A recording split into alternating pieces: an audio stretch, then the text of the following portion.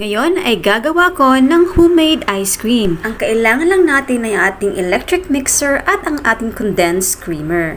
So sa recipe na to, gumamit ako ng Alaska brand.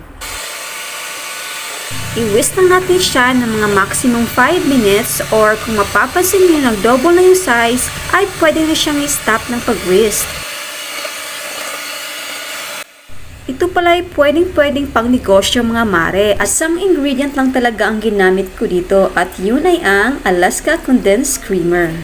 So sa recipe na to ay nakagawa ako ng 12 pieces or 12 cups ng homemade ice cream. Kailangan lang talaga magtyaga kang mag-whisk dahil nga nakakangalay din. Kaya pala mga mare, huwag kalimutang naka-chilled overnight dapat ang ating condensed creamer Para mas maganda ang kalalabasan ng ating ice cream. Benta ko nito kada isa ay nasa 18 pesos. I-set nyo lang ang inyong electric mixer from medium to high speed para mas madali siyang mag-smooth or mag-double size. Kung meron kayong stand mixer, mas maganda dahil nga hindi nyo na kailangang hawakan pa ang mixture. Pwede nyo siyang pabayaan na mag-mix, makasave pa kayo ng oras at lakas. Pero kung walang choice, dito na lang tayo sa electric mixer, laban lang. Sa wakas, natapos rin ako at ayan, isusunod ko naman ang paglalagay chocolate chips sa bawat cups. Ang bili ko pala nito ay nasa 50 pesos per pouch sa chocolate chips. At ayan, isusunod ko na ang ating ginawang ice cream. Huwag nyo lang siyang punuin para hindi siya aapaw once i-close nyo na ang inyong cups.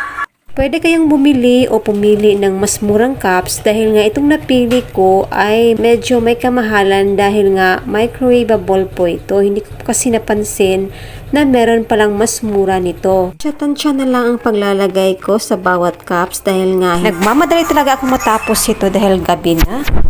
at mas maganda rin ito lagyan ng mga toppings, gaya ng mga chocolate sprinkles. At ang ginamit ko dito para pang sprinkles sa ibabaw ay yung mga colorful na mga chocolates para naman mas attractive sa mga bata, di ba? Pangalawang beses ko na pala itong paggawa ng ice cream. Yung first na paggawa ko, sold out na agad. And naman, for the second time around, gumawa na naman ako ng homemade ice cream. Nabili ko pala ang mga chocolate chips, yung pang sprinkles ay ang per pouch niya is 50 pesos. Pero napakarami rin. Matagal mo rin siyang magagamit.